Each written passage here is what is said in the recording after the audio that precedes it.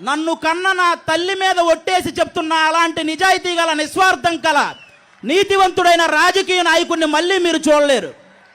ప్రపంచంలో ప్రతి ఒక్కడు పవన్ కళ్యాణ్ గారి గురించి ఒక మాట అనేసి పాపులర్ అయిపోదామనే. మీ పాపులారిటీ కోసం ఆయన పర్సనాలిటీ దెబ్బతీసేలా మాట్లాడారా? ఈసారి జనసేన కొట్టే దెబ్బకు మీ అబ్బ గుర్తొస్తాడు, చూసుకోండి. ఇంకోటేంటి, నిలకడలేని రాజకీయం. మీరేమో బిజినెస్లు చేసుకుంటూ రాజకీయాలు చేయొచ్చు, ఏ బిజినెస్లు లేని ఆయన సినిమాలు చేసుకుంటూ రాజకీయాలు చేయకూడదా? ఎవరిది నిలకడలేని రాజకీయం? టేబుల్ మీద భారతదేశం బొమ్మ పెట్టి టేబుల్ కింద బారడ చేయి పెట్టి లంచాలు దండుకునే మీది నిలకడలేని రాజకీయం. అభివృద్ధి పనుల గురించి మాట్లాడిన ప్రెస్ బీట్లో అమ్మనాభూతులు తిట్టే మీది నిలకడలేని రాజకీయం. అసలు 151 మంది ఒక్కడి ముందు ఆ నిజాయితీని తట్టుకోలేక భయపడడం రాజకీయం కాదు, తెలుసుకోండి. అందుకే చెప్తున్నా, పవన్ కళ్యాణ్ గారిది నిలకడలేని రాజకీయం కాదు, నికార్సైన రాజకీయం. ఇప్పుడు చెప్తున్నాను. ఇంకా అంటారు, ఎందుకు జనసేనలో ఏంటి అంత కోపం వస్తుంది ఏమన్నంటే, రాదా?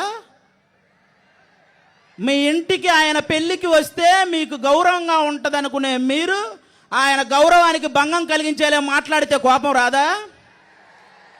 ఆయనతో ఒక్క ఫోటో దిగితే చాలని డోరు దగ్గర నిలబడి, లేదు ఆయనే నాతో ఫోటో దిగాడంటే కోపం రాదా?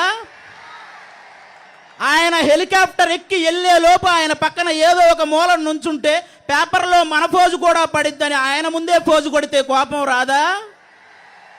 వస్తుంది. ఎస్, ఓటు హక్కు ఉన్న ప్రతి ఒక్కడికి ప్రశ్నించే హక్కు ఉంది. గెలిచిన ప్రతి నాయకుడికి సమాధానం చెప్పాల్సిన అవసరం ఉంది. అలా కాదు, నేను గెలిచాను ఎక్కేస్తా తొక్కేస్తా అంటే ఇదిగో ఇలా మనసులో ఉన్నవన్నీ గక్కేస్తా, మీ ఇష్టం. అప్పుడు ఇంకోటి, కులపిచ్చి.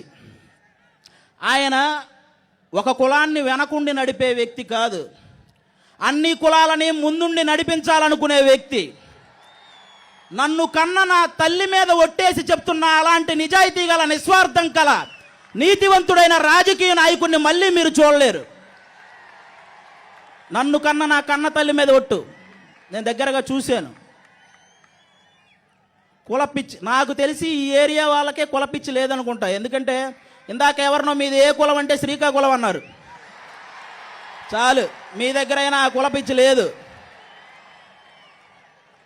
ఇంక ఇక్కడ కూర్చున్న నాగేంద్ర బాబు గారు, రామ లక్ష్మణుల లాంటి అన్నదమ్ములకి ఎవడైనా తప్పుగా మాట్లాడితే అడ్డు నిలబడే ఆంజనేయుడే మా నాగబాబు గారు. ఒక్కసారి ఆయనకి లా గురించి చాలా బాగా తెలుసు. ఎవడైనా డిస్కషన్లో కూర్చుంటే వాడు ఏ పార్టీ వాడైనా జనసేన పార్టీలోకి మారిపోతాడు, అంత సబ్జెక్ట్ ఉంది ఆయన దగ్గర.